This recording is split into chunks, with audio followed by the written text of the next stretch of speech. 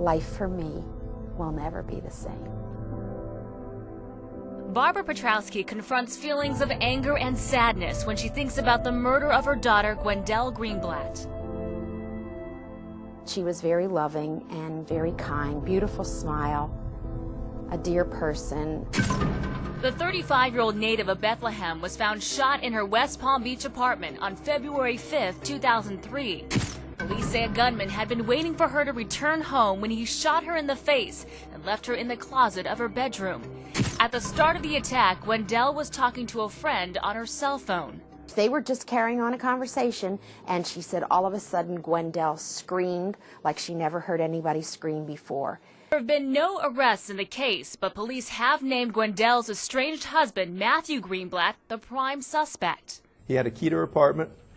He still had a sexual relationship with her, in addition to 4 other girls that he was seeing at the time. Police say whoever killed Gwendel was familiar with her work schedule, had access to the apartment since there was no break-in, and was familiar with her dog. They hate you. You're gonna die. I don't want to do this.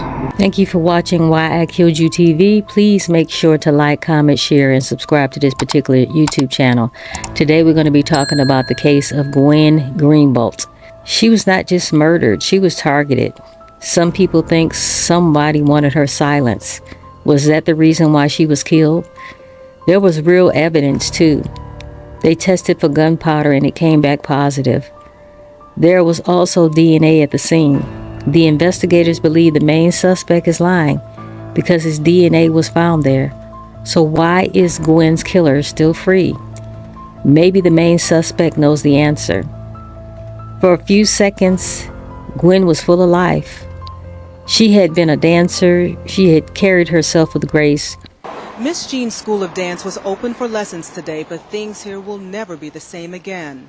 That's because Miss Jean's granddaughter, Gwendel Greenblatt, was murdered Wednesday in her West Palm Beach, Florida apartment.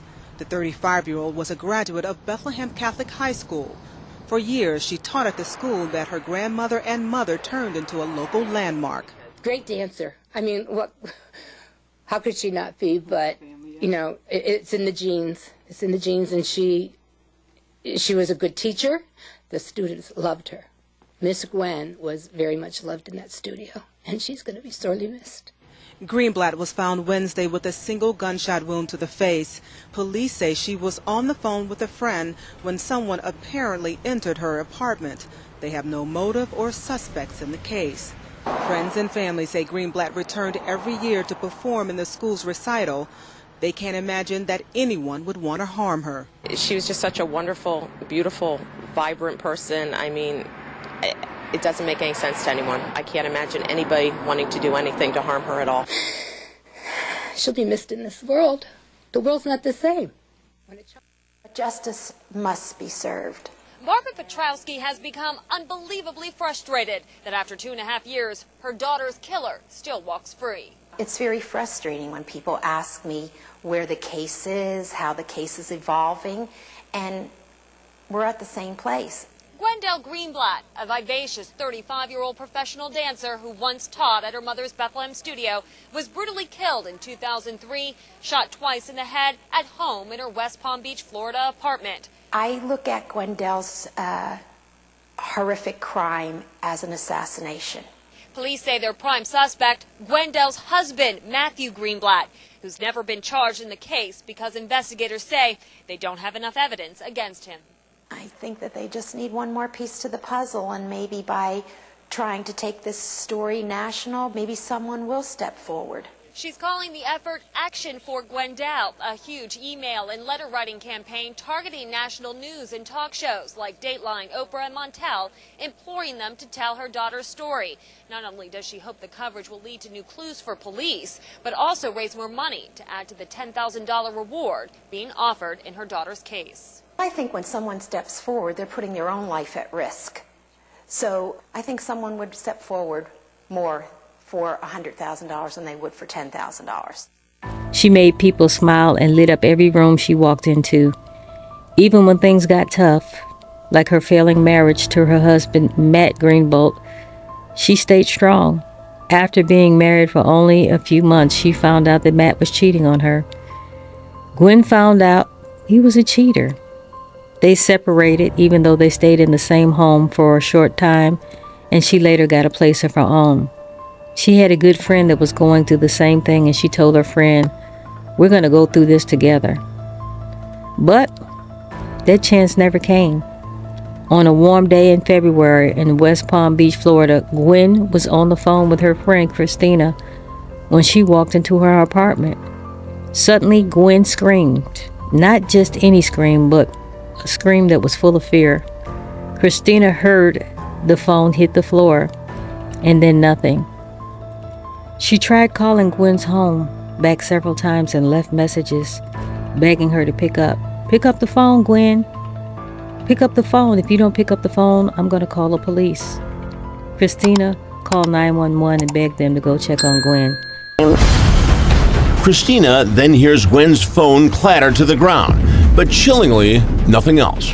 I called from my cell phone to her house phone, and she had a answering machine, and I could hear myself leaving the message saying, "Gwen, pick up the phone now. You have to tell me that you're okay." And I said, "I'm going to call the police if you don't pick up. Pick up now." Christina dials 911. Yeah, I was just on the phone with my girlfriend, and then she started screaming on the phone and dropped the phone. When police arrived, they found a horrible scene. Gwen was in her bedroom closet, bleeding from 2 gunshot wounds from her head. Christina saw the police take Gwen out and said it seems like a nightmare, even though she knew it was real. Detective William Frazier started piecing together what happened. When Gwen came home, somebody attacked her. There were signs of a fight in the living room, a vase knocked over, and her phone on the floor. Gwen tried to escape, but ended up trapped. She ran into the bathroom and then into the closet. There was nowhere else to go. Her attacker raised the gun and shot her twice in the head. Detective Frazier believed that it was done to make sure she was dead. She just wasn't killed. She was assassinated. Gwen later died at the hospital. Nothing was stolen. She wasn't assaulted. Someone came there to kill her. But why? Police found blood on Gwen's clothes and her telephone, but one clue really stood out. A cigarette was still burning on top of the fire alarm box near Gwen's apartment front door. That meant the killer had just been there minutes ago. Police also found another cigarette stumped out nearby. Both were saved for DNA testing. The investigation began. Police focused on Gwen's estranged husband, Matt. People who knew him said he was controlling. He liked to control Gwen. He would yell at Gwen over the telephone for little things. Gwen's brother Chad said Matt was scary. Sometimes Gwen would turn on the lights and find him sitting silently in the dark, like something out of a horror movie. Gwen said she wasn't afraid, but her family didn't believe her. There was also a possible money motive. Their prenup said Matt would have to pay Gwen $70,000 if the marriage ended. Police brought Matt in for questioning, but his reaction towards her death didn't feel right. He didn't seem genuine. He didn't seem sad. His story about where he was during the murder kept changing. First he said he was getting a haircut, then he said he was watching a video, then he said he had purchased a pizza, but nobody saw him at any of those places. People remembered Matt because of how he acted, but nobody remembered seeing him that day. Police tested the cigarette that was put out, and it had Matt's DNA all over it. But the cigarette that was still burning had DNA of somebody else. That was a shocker. Did Matt have help, or did somebody else kill Gwen? Even though police kept asking Matt questions, he never reached out to them after the first couple of interviews. Later, they tested his hands for gunpowder, and guess what? It came back positive. After that, Matt stopped cooperating with the investigators.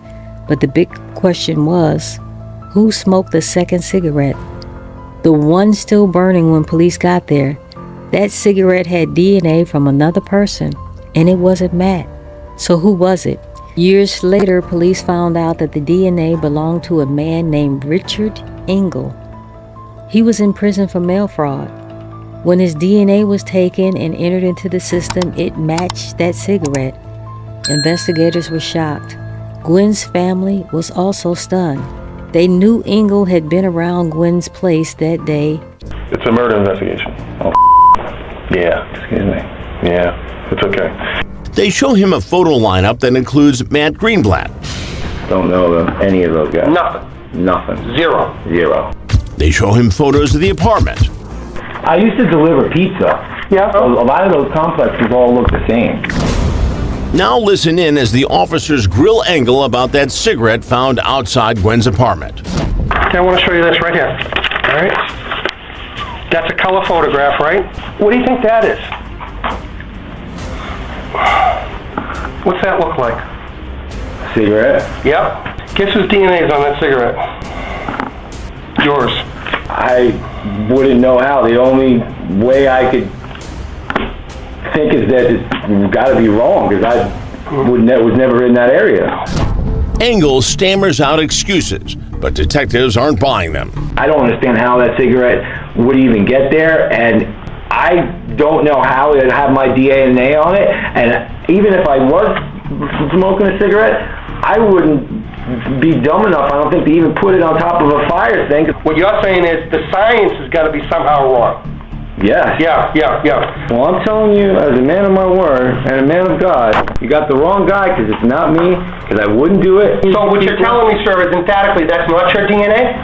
Yes. You are? Yes. Still without proof that Engel and Matt were working together, police couldn't arrest either one of them. They hoped someone out there would say something about Matt and Engel being together. Meanwhile, Matt has moved on. He's now a big name in the sports fishing world. Reporters tried to talk to him. They called him, visited his home, and finally caught up with him outside. When they asked him about Gwen, he refused to talk. He asked for an attorney. Investigators still think that Matt is a suspect. They also think that Engel may be involved as well, but no one has been arrested. They hate you. You're gonna die. I don't want to do this.